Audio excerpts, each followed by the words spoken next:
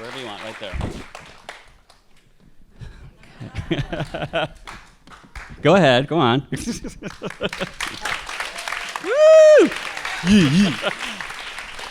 Well deserved, well deserved. I was gonna wear a blazer, but then I thought, you look kind of comfy, and I thought I would just forget it, right? This is recycling from the movie. It's all the same wardrobe.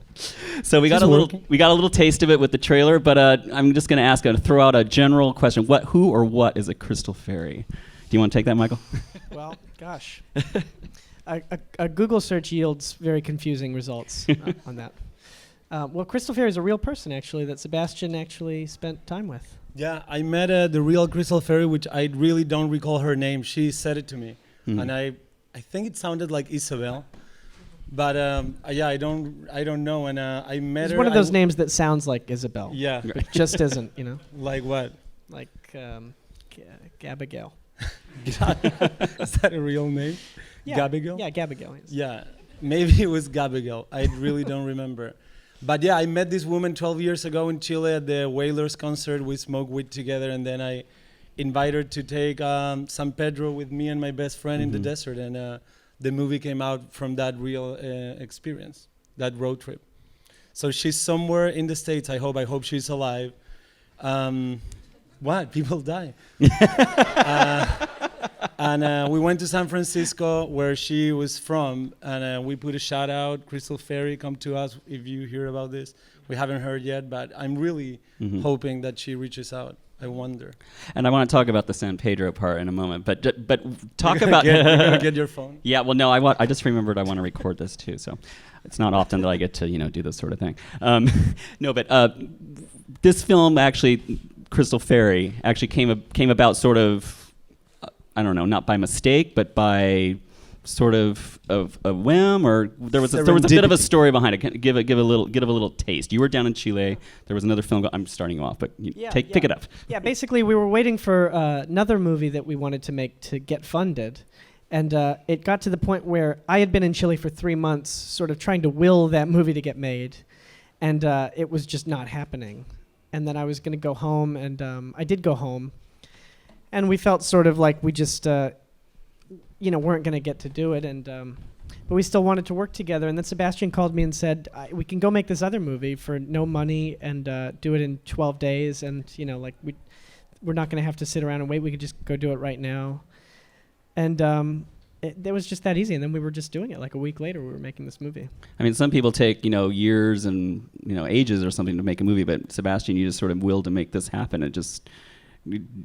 Yeah, I guess we lucked out. I mean, Michael is a semi-famous person. Right.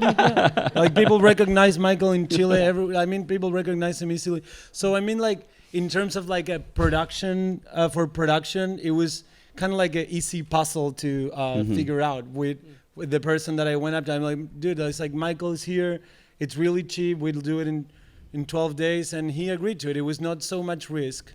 And it was fun. We've collaborated. These are the Larraín brothers, their names, and they made that movie No with Gael Garcia. Yeah. They've made several movies, and we've worked together. So it was pretty easy, and it came out so spontaneously, and it was so much fun. I've never had so much fun making a movie. So it's a bit of a road trip, and then a trip in a different way. And I don't want to be rude to Jamie, your character, but he's a little unsavory sometimes, a little neurotic, a little. He's terrible. Yeah. Terrible. Go ahead and talk to these nice people about Jamie. Well, he's based on Sebastian, so I think you're.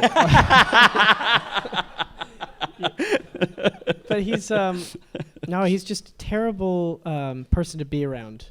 But I think he's just miserable, and just totally uncomfortable in his own skin, and just hates himself. Mm-hmm. So I have a lot of sympathy for that kind of person, because I know people like that, and I think it's something everyone can kind of relate to. But it's also really the root of the source of the main conflict of the movie is that he's an asshole, because he invites this woman along on their trip very eagerly and openly. And he meets her in interesting circumstances. Yeah, he's kind of like a little high and just like in party mode, and just sort of like just haphazardly invites her and then just turns on her for taking him up on his invitation, which is the crux of the movie. And that's like, that's just disgusting behavior. Right. To invite someone and make them feel unwelcome. And they take a road trip to a very beautiful place. And who knows what the movie is about? Can you raise your hand just to know? Because that's what I'm trying to kind of piece at. But go ahead. Yeah, it's so easy to explain. Just you. Well, this is. You're the only one who got the trailer. You didn't? Just a second ago? She knows by osmosis. Okay. No, I can really tell them. Yeah, please. Fast. I met Crystal Ferry in the Wailers concert, and me and my best buddy were going to go take mescaline out of this San Pedro cactus in the desert, right? In this national park. We're going to leave the next morning. I met this woman at night. I was really high, invited her over to the trip. My friend told me that no way, no Crystal Ferry is coming with us. I did not call her back. We took off without her. And I have given her the coordinates of where we're gonna be. So then we got to this little town, and she happened to be in the square, and she had just gotten mugged by gypsies. So we had to. She was broke and crying and terrified and lost, and we had to adopt her and bring her along with us. But yeah, and then she was like reading the tarot cards constantly and talking about galactic portals and the Mayan calendar, etc., 2012. And we got the San Pedro. We bought it from someone in Tierra Amarilla, a little tiny town. Went to this national park, cooked the San Pedro, took the San Pedro, and we tripped different. We had different sort of trips. She was by herself. And then by that at night, she confessed something really sad about her life, and she told us her real name. And then we learned about compassion. And so that's this story, that's the real story of Crystal Ferry, and it's more or less fictionalized, and there is a real sort of confrontational aspects of Jamie and Crystal. Yeah. And Michael Cera's co-star, or one of the co-stars, is Gaby Hoffman, who plays Crystal Ferry, who is not here, unfortunately. How did it come to pass that you knew that Gaby Hoffman would be Crystal Ferry? Yeah, I met Gaby randomly for auditioning for this HBO web series called The Boring Life of Jacqueline. We needed someone that spoke French, and she lied. But it didn't matter. She has such a great energy, and she's very charismatic. I've never heard of her. She was a child star, right? Like Uncle Buck and a couple of movies Sleepless. Part of American pop culture and whatever. She was really an amazing person, and her energy was really, really strong. So strong that I didn't like her at the beginning. But then she insisted, and then we decided to work together. And it was an amazing collaboration. Michael got to meet her in the set of The Boring Life of Jacqueline as well, and then she was. Remember her changing in front of the whole crew, just taking her clothes off, no problem. It's terrific. And there's and just to give a little hint, there's a few moments like that in the course of this movie as well. Yeah. Right. Yeah, if you're looking for a naked Gaby Hoffman movie, this is it. This is the one. The naked Gaby Hoffman movie. Yeah, you'll see everything you need to see. Yeah. So, and Michael, you're Jamie, your character, and Gaby Hoffman, Crystal Ferry. You guys have a bit of a contentious relationship as well. Obviously, you met during a bit of a high in Santiago, Chile's capital, before the road trip. Right. And then en route, there's you guys are kind of battling it out a little. Yeah, although I don't think she's giving it to me as much as I'm giving it to her. I think she's it's just rolling off her back, or she's at least pretending it is. Right. And I have the problem with her because I feel embarrassed that I sort of feel responsible for her being there, and I'm just making it all about myself. Right. And now there's three others on the road trip as well, and they happen to be Sebastian, played by your real life brothers. Is that correct? Yeah. So how did that come about? Did you coax them, or did they want to be in a Sebastian Silva movie, or I had go on a road trip and you just start filming them, or what else? I had worked with the youngest of them, Agustin, in The Maid. He was the kid that had that relationship with the maid, and he was great. How many have seen The Maid? Just Sebastian's second movie, correct? Second movie, yeah. Excellent film. You guys should see it, just to let you know. So we collaborated there, and he was very natural, and he was playing himself. And then it was a no-brainer that for Crystal Fair he would be playing my friend and Jamie was going to be playing me, sort of. And I auditioned him just to see where he was at, and he sucked.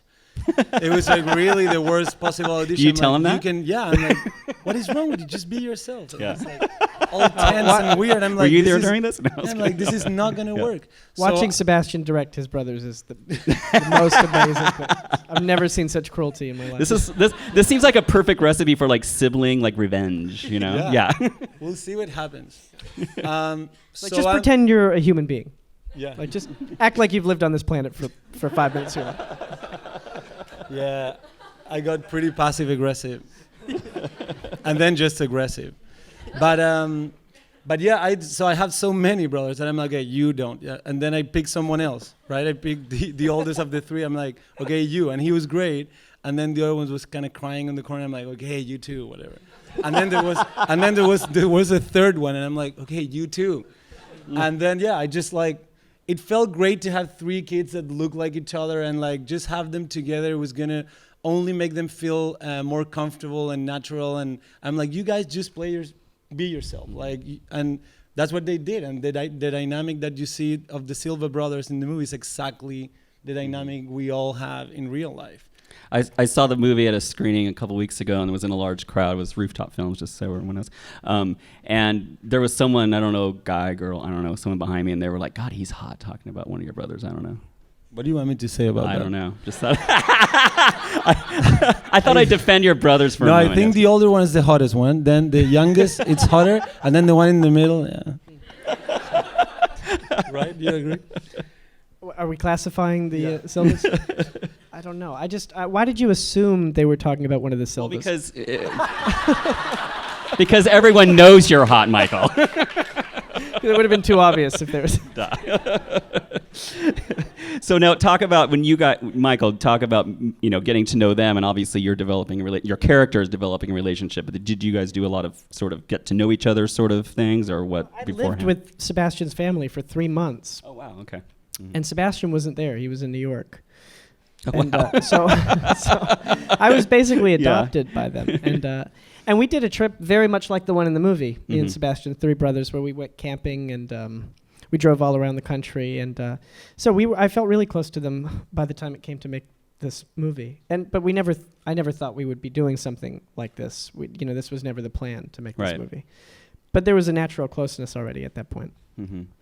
So, and just to back up 1 second, how did you guys get to know each other first? I mean, before moving in with Sebastian's family and so forth like that. Yeah. Well, I saw The Maid. Okay. And, I really go see The Maid. Yeah. And I reached out to Sebastian's and just wanted to meet him, and we just got some coffee in LA and hit it off right away, and basically walked away saying, let's find something to do together at some point. Yeah, I guess right in that meeting, I'm like, you want to be in the boring life of Jacqueline? Oh, yeah. And you're like, yeah. And then like after a couple of months we were doing that. It was like a tiny collaboration. It was like one day you were there. Mm-hmm. I mean, just sitting with you guys even before we did this, I mean, you guys seem to have like a very similar sort of comic sensibility.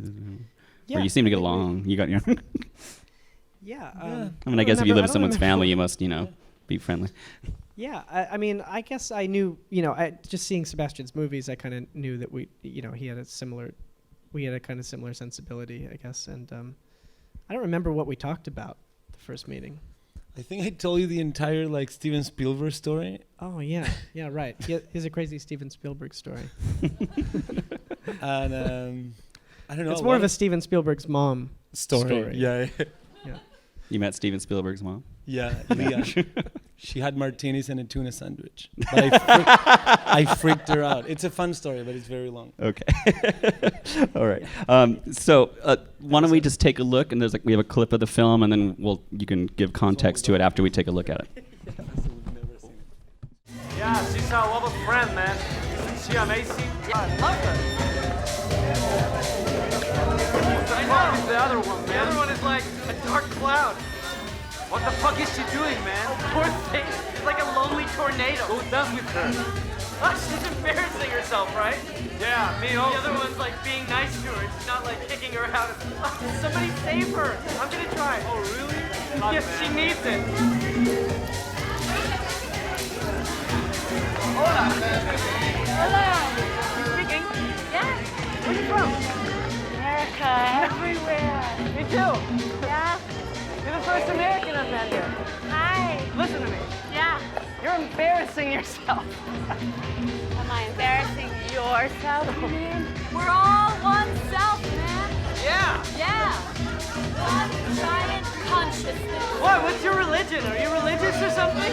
That's like doors of perception shit you're saying, you know? You ever read that book? You know that book? Doors of Perception. Yes! Yeah. I love the hair, Michael. So this was obviously, we were just talking about the when Jamie meets Chris. I don't want to do this. You do this. Right. Yeah, that's the first time we meet, and it's right at the top of the movie. We're at a party. I've done a lot of Chilean cocaine, and Which yeah, is, and that's where sugar. I'm at. Yeah, right on. My hair looks like that. So let's just. So Sebastian, just talk about the filmmaking for this film as opposed to some of your previous films, like The Maid and Old Cats. This film obviously is shot outside. There's a lot more involved with it as opposed to like being on a set or like, well, The Maid takes place in your house. I'm not sure if that was actually in your house in Santiago. Yeah, that's my family house. Okay, yeah. so what was sort of the experience as, on the filmmaking side, taking this on with, being outside, inside, and at various locations? Very different experience just because we did not have a screenplay for it. We only had an outline. Mm-hmm. Since I've gone through the same experience, like I knew exactly what were the events that needed to take place. So we made just like a very thought out outline of 12 pages, and we would discuss with Michael and Gaby and my brothers whatever needed to happen in every scene, in each scene, and kind of like talk details, sometimes even dialogue, So that was like the process was so organic and spontaneous, and it just the flow was so perfect. That was completely different than the other two movies. There was more of a guide that we were following. I mean, there's always a little bit of room for improv, but this was like a lot of that. That's what it was really. Mm-hmm. Like we'd be driving around and be like, look at that location. Let's stop there to like whatever, go to the bathroom and eat some food, and then we decided to like that was going to be one of the locations of the movie. Like it was that free flowing, and that made it very, very different. And also like in terms of like we didn't do any storyboarding whatsoever, like at all. Like it was really the movement of the actors were determining what the camera was going to do. There was no previously thought shots ever. Yeah. So that was very different. And I did a lot of camera too. Mm-hmm. Most of the camera I did, I mean, not the most, but like 50%. And I've never done it, but we were rushing so much and I knew exactly what I wanted that I'm like, just give me the camera. And we would like do 40 minutes takes where we do like close-ups and wides all in one take and make the actors repeat stuff right there, never cut. Yeah. It was different. This was shot over how many days? About 12. 12. Yeah, and then what was it like for you then being on this sort of production where it's not no storyboards, no exact script, as he was saying, it must have been I would imagine a little different than what you've done. Yeah, it was in the very past. different. Yeah, basically we were kind of always working. Mm-hmm. We would be driving in the car and just shoot something while we were driving, just while we were getting to where we were going, we would just start shooting something.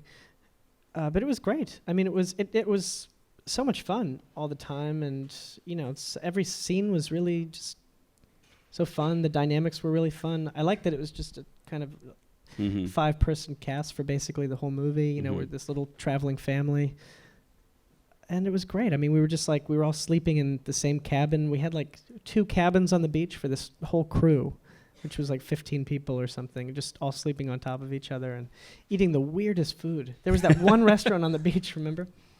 That made us lunch every day. It was just so bizarre. Did they know what you were doing? Fish yeah, just cooked in a one way. Yeah. And strange vegetables. And did the people on the beach know what you were doing, or they? Yeah, they knew we were working there, right? I think. Yeah, they didn't give a shit. Like it was really crazy. Nobody cared about us. No. We had these 2 little cabins. There was not hot water, no electricity. Brutal. bathrooms were disgusting. Bathrooms were gross, and Michael was living with the Silva brothers. Augustine was wearing my socks at one point. That's how he ran out of socks. That's how incested. I never thought I would. I never have felt comfortable with sharing socks with someone. And I said to him, like, my grandfather gave me these socks. Like, I need these back. So I thought he wouldn't think twice about just like, these are my socks now. So it was that kind of thing. I mean, along the way, like, did everything just sort of work out, even though you were doing a little bit of this guerrilla style filmmaking? I mean, I can't imagine that everyone just sort of left you alone and went, oh, well, there's Michael Cera making The only time that I movie. felt that the guerrilla style could, like, get us harmed was with the gypsies. There is a scene with real gypsies, and I had to go and negotiate with them the week before. So I'm like, hey, listen, I'm making this movie where you guys steal this girl's earring. She's like, no, we don't steal. What are you talking? And they started harassing me. And I'm like, no. I mistook. Whatever. I'll be right back. And I rewrote the scene, so they wouldn't think that I would stereotype them as thieves or anything. And I'm like, listen. So this is how it goes. You offer this American girl, to read her poem, but you ask her for money, and she says yes. And then after you read her poem, she gives you a drawing. They're like, no, wait, she said money. And I'm like, yeah, exactly. She's fucking with you. She's scamming you. They're like, yeah. And I'm like, yeah, exactly. So then you pull her hair and you push her around. They're like, yeah, we'll do that. So that's how I convinced the Gypsies leader to convince the whole tribe to be in it, right? And then we were shooting the scene. That's exactly what happened. They were pulling everybody's hair, and they were really fun to work with. But then, of course, they wanted more money that we'd had agreed. And I'm like, no, what do you mean? And she's like, it's a lot of us. $600 is not enough. I'm like, buy a trampoline, buy something for, like, you could all use or something, something fun, because they wanted to divide the money. I'm like, just buy something fun. Like Use the old trampoline argument. Yeah, or like a PlayStation or something. No, and then they started chasing after me like they want to harm me physically. Wow. And I had to hide it. Yeah, that was like we had to something run. that wouldn't happen in a movie that it's planned out.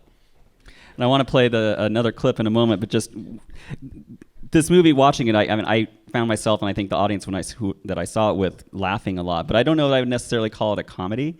I don't know why, and correct me if I'm wrong, but I mean, it sort of seems like it defies genre, and I sort of get the feeling that in general, as a filmmaker, that you sort of like that, or that is something that you generally are all about as a filmmaker. I mean, to be completely honest, I feel that it's so much more difficult to do genre. It's like, it feels like life, it's not genre. Like, life is so full of drama and comedy and mystery and horror, even science fiction sometimes, and like, just like to make the exercise to exclude everything from it, to make it one thing, it feels like such a forced exercise. It's something that Hollywood started doing, and like people are just addicted to it, and studios are addicted to it, and there is like this underestimation of like audiences that they think that when everything is excluded, it's more easy for them to know what they're watching. But why do you need to know what part of life you're watching? It's just strange. Right. So it's not something that I purposely do. It's something that comes natural. And I think it's just natural to be like that. What's artificial is to isolate one thing and make a genre movie. That's what I think. Right on. Okay, so we'll see the second clip. Okay.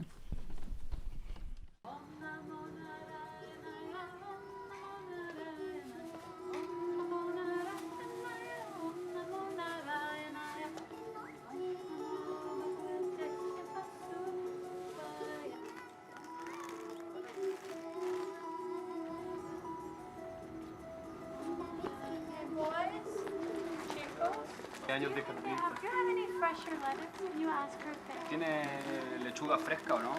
Wait a minute, is this what you guys are buying?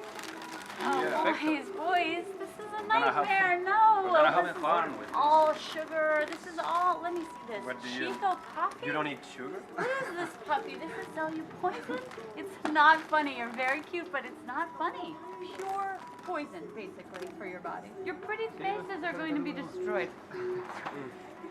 Oh, what am I gonna do? Hey, Crystal, they like They just eat like this in Chile, you know.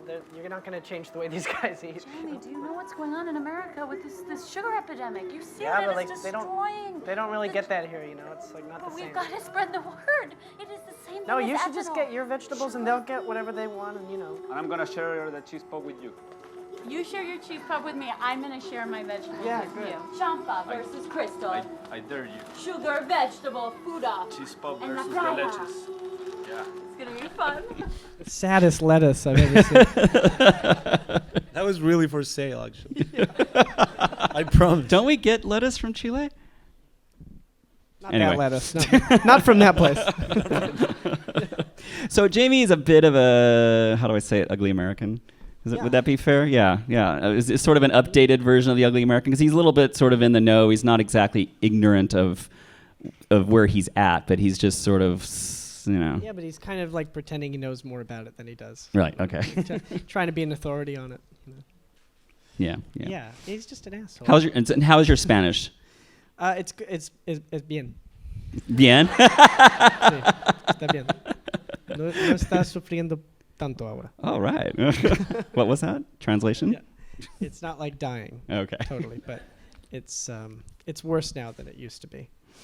Now, in there's the movie that you guys were going to do before doing this film, Magic, correct? And you guys have completed that. Obviously, it played at Sundance as well. Do you speak Spanish in that film?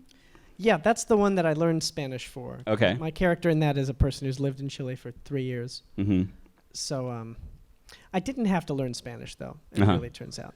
Because basically, I thought I was going to be speaking a lot more Spanish, but then when we would get to a scene, and Sebastián would be like, you know, it sounds weird, just say it in English. But it was more of an excuse to learn Spanish, really. But yeah. Right. So how was it just being in Chile and just filming in general? And what is you know, the film industry like? I mean, you work in Chile, but you live here. So how are you sort of being an international director, or what sort of is your yes? That's exactly what I am. No, actually, it was. I mean, Crystal Ferry was coincidental. We really were not planning on making that movie, and since Michael was there, and I was gonna stay there to wait for Magic, even though Michael had left already. It just like, and it's a story that takes place in the desert. It has the San Pedro. It's like it has all of these Chilean, very unique elements, right? So that needed to be in Chile. And then Magic was something that was conceived to be a Chilean movie, even in Spanish. But I've been in the States forever. So my manager is like, why don't you translate it, see what happens? And then Michael read it, and he really liked the character of Brink and asked me if he could do it. And I'm like, yeah, why not? And then it just makes sense to transform it into like an American movie. But I did not want to give up the Chilean thing because they are the natives of Chile, the Mapuches, and there is a whole thing by the end. There is a ritual, sort of like an exorcism sort of ritual that we would never be able to pull it off in the States. It wouldn't make sense. There's no place that could happen. So I didn't want to lose that sort of magical element of the movie. So we kept it in Chile. But I'm not planning on doing that anymore. I'm kind of sick of including Chile in my narrative. There's no need to. I mean, when I went to Sundance this year, like I thought this was the year of Chile because it was your films, and then Pablo Larraín's No was there, and I just sort of thought maybe there was just absolute resurgence, or was it coincidental of Chilean film just generally? Chilean films have been doing really well lately, like within the last 3 or 4 years not since The Maid, but like 4 years, like The Maid and like whatever, Pablo Larraín, and like a lot of movies start going to Cannes for the first time. It's never happened before.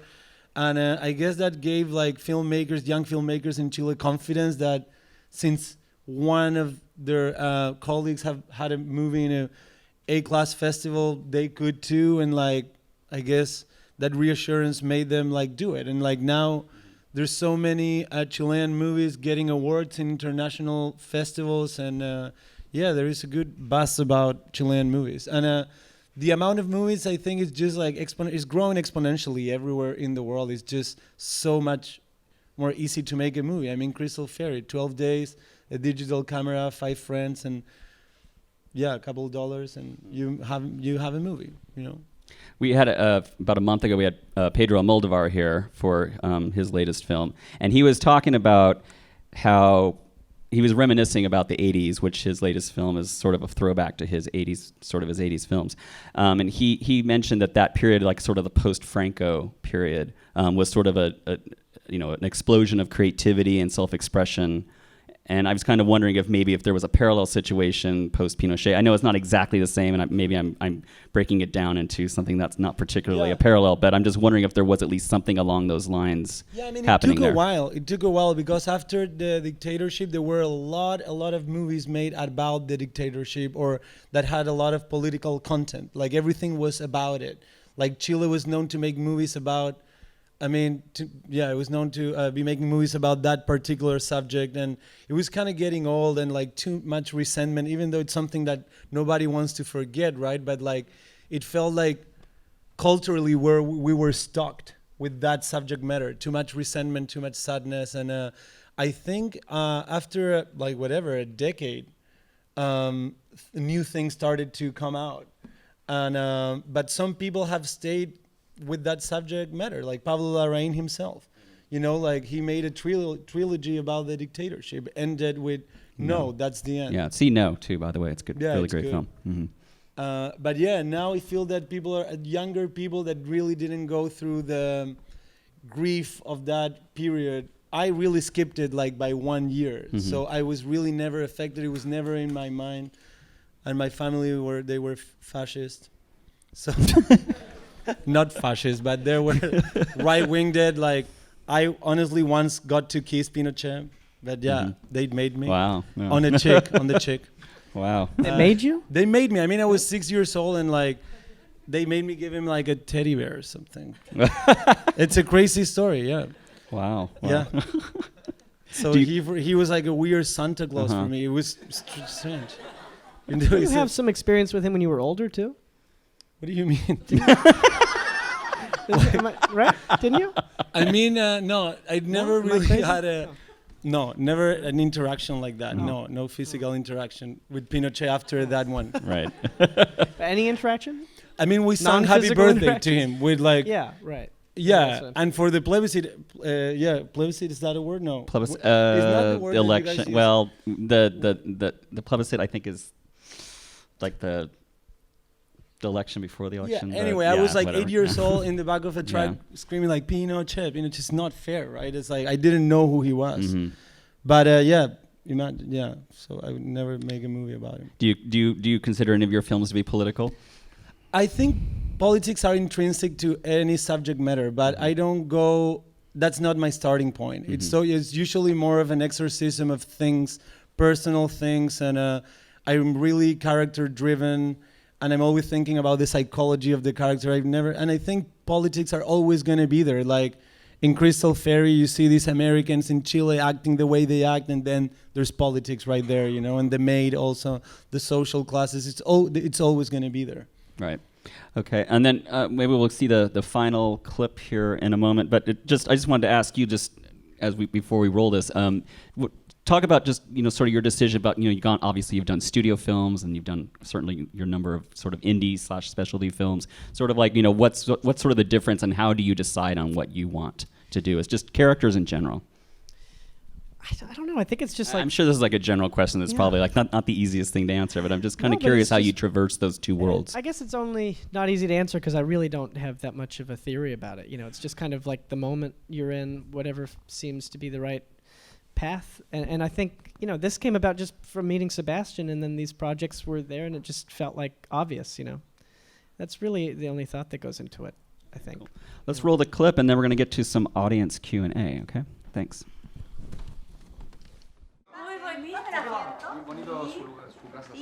Champa, okay, would you just translate what I said? Tell her, you have to tell her we just want to pay for the cactus. We don't really want to hang out here for a long time or anything. Just tell her, yeah. I don't think she understands that. Yeah, because the kids are impatient. Just tell her we want to buy the cactus. Cactus, sí. Pero tendría que pensar. Ya. Un poco. Okay, sí, no hay apuro, ¿no? No, sí. Bien. Muy bonita su casa. Me Sí. gusta tu gato. Ah, sí, es un gato. Sí. Sí, me gustan mucho los osos de peluche, todo lo que sea así. Por eso que ando con este... Está inquieto, parece que está muy preocupado por esta planta. Sí, no le haga caso, sí, es que le gustaría tener el cactus, pero... ¿A usted le gustó el caballo y a él le gustó el cactus? ¿No? Sí. Sí. Ah, ¿le muestro algo? ¿Ya? Mire. Para allá, muy lejos de acá, al sur. Llegamos acá.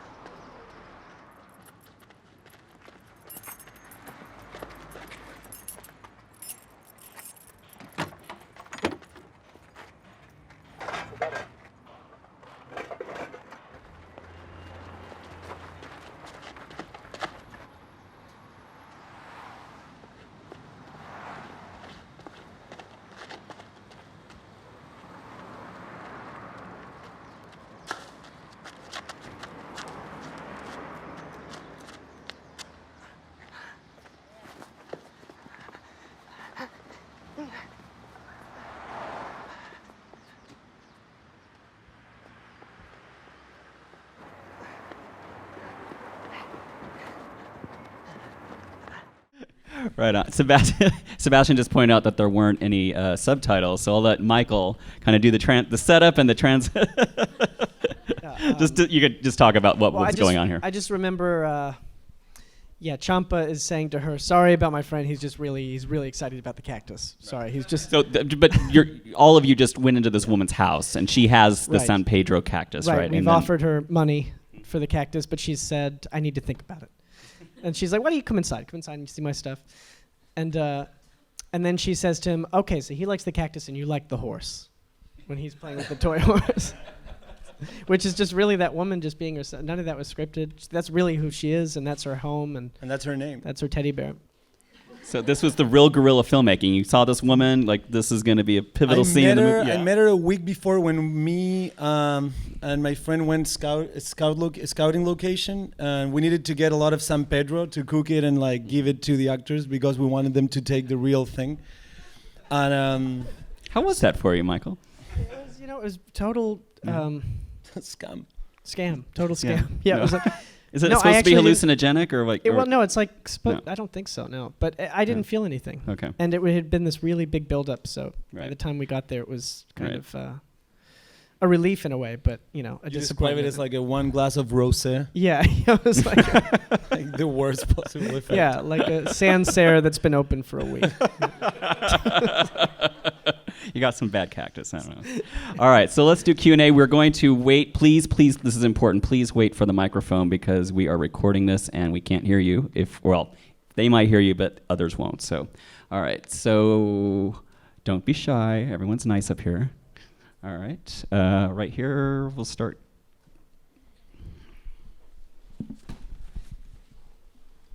Hi guys, thanks for being here. It's awesome to listen to you speak. This is on, right? Can you hear me? Yeah, you have to speak really close to it. So I have to touch it? Like, okay. Yes. My question was, with the whole guerrilla shooting, was the movie shot completely linearly? Like, since you didn't have it storyboarded and you didn't really have it scripted, you didn't know which direction you were going with the story. So with each scene, they were consecutively shot because you kind of had to build each scene off the last scene, correct? And I was just kind of wondering how that worked out for you. Yeah, pretty much. I mean, there was a story, as I said, it's something that it happened. Like, I knew what I was doing. Like, I would never go on and shoot a movie that I don't know the end for, or like I don't know my character's emotional arc or whatever they're going through. Like, I need to have really clear what's happening. I had really, really clear what's happening in every scene. But I mean, to your question, yeah. Yeah, and it was really the storyline. It was really scripted, basically. The movie. I mean, every scene was figured out, and what happens in every scene, and it was basically scripted without dialogue. Dialogue, yeah, exactly. So, I mean, but the whole story was there before we went to shoot it. But even with the spontaneity of stopping at like random places along the way to shoot. Yeah, the new because like place? for instance, let's say that the character of Jamie needed to receive a call from Crystal Ferry, right? So that we were gonna do that in this little town, but then we saw this place and we're like, let's do the call here. You know what I'm saying? So like to change a location is not so dramatic. as long as you have the action. So we had all of the action scripted, and Yeah, where and they some take scenes place, came up that weren't scripted, that were just little interval scenes that came up on the spot. Yeah. So, but to your question, I think it's like 80% chronological, and I mean that's really important when you're doing it. Even though if you have a story really well thought out, like there could be like nuances of dialogues that you want to repeat after, you want to bring after that you could be trapped with if you don't do it chronologically. But yeah, I think 80% it was chronology. But once we got to that location where they start camping and cook the San Pedro and take it and get to know each other better, we sort of were we were more safe. We were safer of like not doing things chronologically anymore. Yeah. Also, I love your high tops. Oh, thank you. These are Crystal Fairies for male. She wears high tops. Like the look of Crystal Fairy all through the movie is like completely naked with these shoes. It's true. The Crystal Fairy line of high tops. That's the Halloween costume. Question. I thought someone over here. Question. Yeah, I saw. Okay. Yes. Back there. We'll travel around. Yep. Right. Yeah. Hey, thanks. Hi. My question's actually for Michael. I know this is a really big year for you. You had This Is the End, Arrested Development, these 2 indie films, and the YouTube channel. So I just wanted to know what format or medium is your favorite, and how do you see yourself moving forward from here? I don't really think about it like that. It's more who you're working with, I think. And I mean, I think I'm lucky to not have a family. I mean, I don't have to support a family right now, so I just choose not to support them. But so I mean, I can make decisions. For now, I can make decisions based on who I want to work with, and that's really nice. So I normally that's all I care about.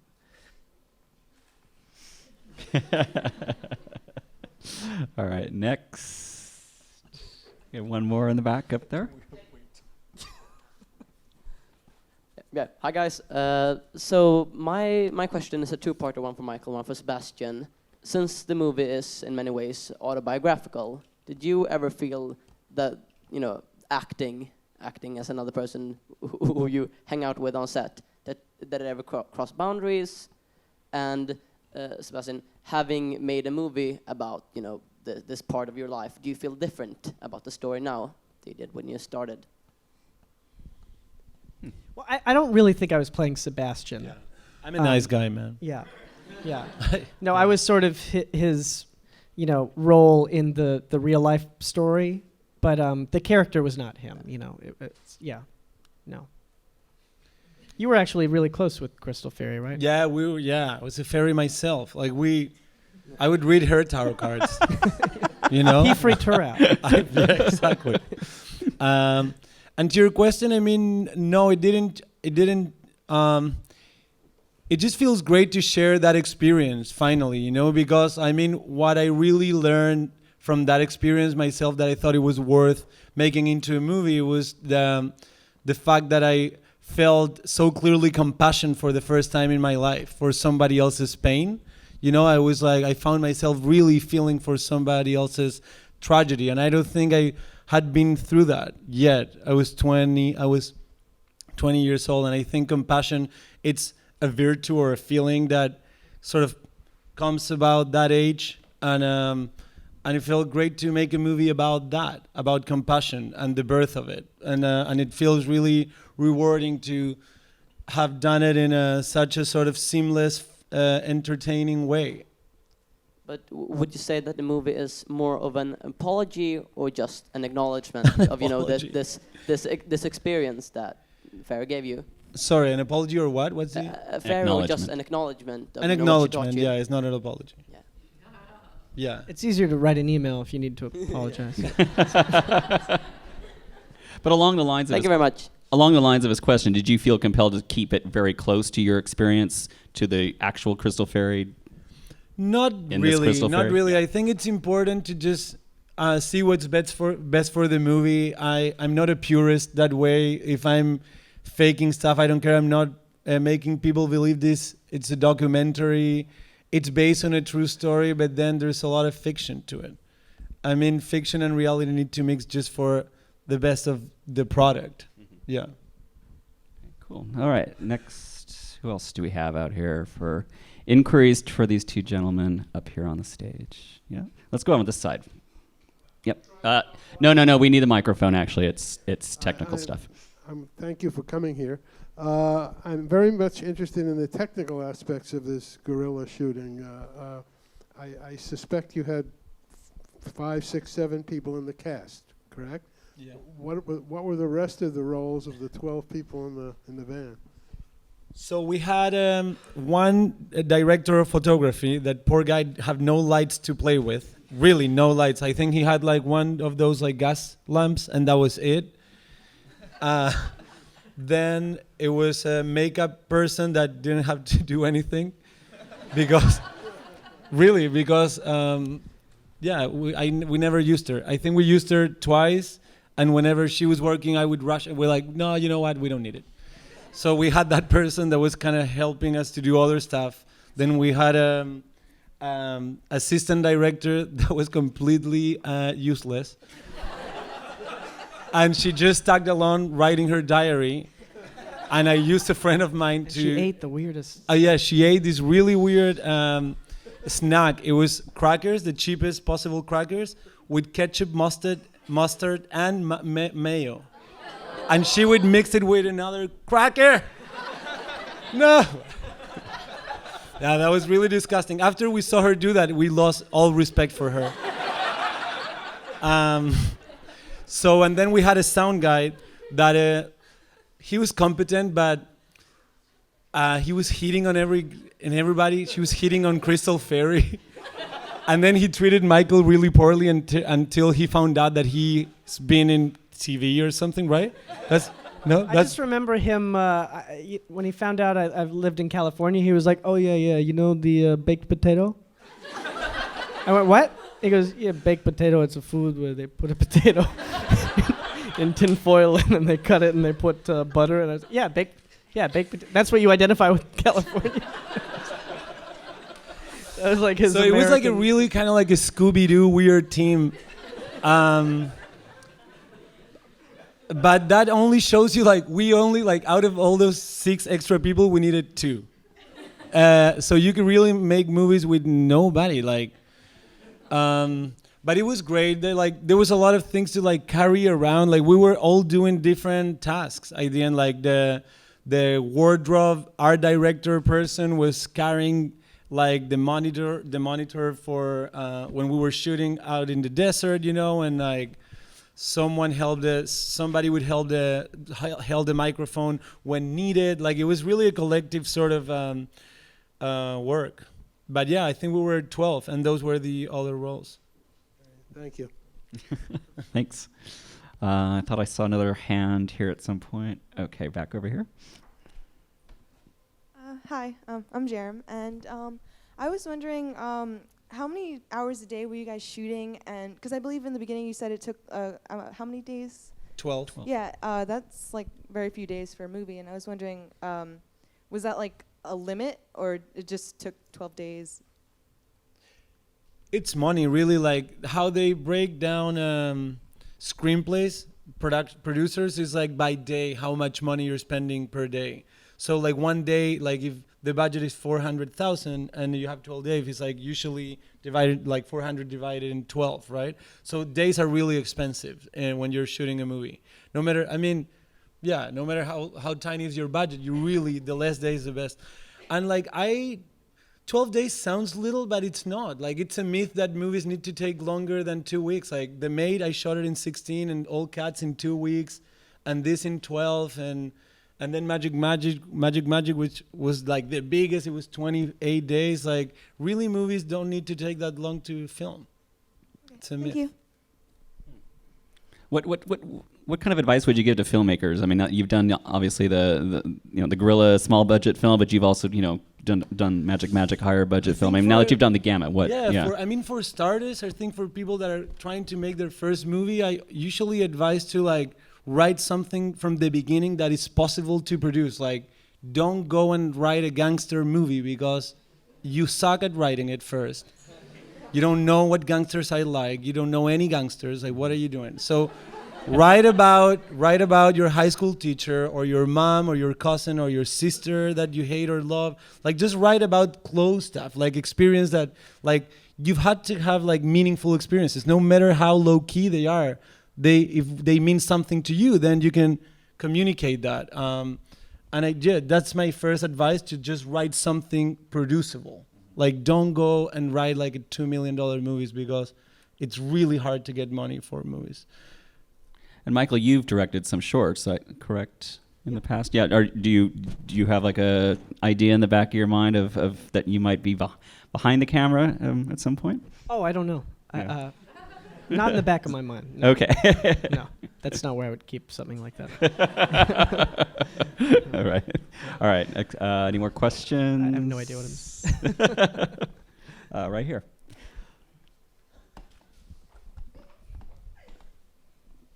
Hi, this is for Michael. So you show up in Santiago to make Magic, and you spend 3 months trying to get the movie made, and then make a movie that took 12 days, and another one took 28 days. So the majority of your time in Chile, you're not making films at all. No. What are you doing in Chile for 3 months? Well, that's a good question.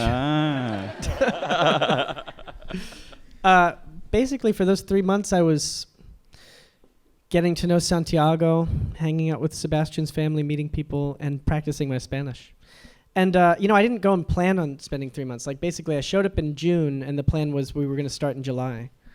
So then I was like, okay, great, I'll have a month here. I'll immerse myself and speak Spanish. And then it got to be July, and it was like, okay, we're doing it. August 1st is our new start date. And I was like, okay, great, we could do that. And then it got to be August, and it was like September, we're doing it. So I kept thinking, should I leave or stay? And then when it got to be September, and the new thing was like, okay, maybe in November we'll make it. I was like, I think I gotta go now. And then, but I was hanging on. I felt like I was like up in a tree, just like, hoping that it wouldn't get cut down. I was just really wanting to make the movie, and I really don't have a lot more of a memory of that time. It's a dark time. Thanks. Okay, we probably have time for one more question. Someone wants to be brave and ask anything they've ever wanted to know about crystal fairies or along those lines. San Pedro. That's an interesting name, by the way, for something along those lines. St. Peter. St. Peter for a cactus with mescaline. Yeah. Okay. Well, since you. Yeah, I'll we'll do this one first, and then we'll see how it goes. Thanks. So, yeah. Hi, I was just curious as to, like, what did you actually shoot this on? Like, what was the camera, and like, what was like the setup with the sound and everything? Since the budget I'm was so sorry. I know the camera was the Red Epic, which is a tiny red camera that had an epilepsy attack by the last day or the last 2 days. Like sand got in it or something. Yeah, it was. We don't know. Like, red cameras are known to like have these little glitches, and then you don't know where it's coming from. But an helicopter flew us another little tiny camera. We really couldn't use it anymore. And then the sound guy started doing Reiki on it, and we're all gathering around it like, dude, no. Yeah, but about the sound, I don't really know. Oh, all right, thank you. And out of your several questions, pick one sort of quickish one, and then we'll yeah. I had one in mind. So obviously you didn't need it. You created a Sundance-winning movie in 12 days. But if you had a bigger budget and 12 days more, what would you have done different, or what would you have wanted to spend more time on? Oh, good question. I would have Crystal just fly around, always flying.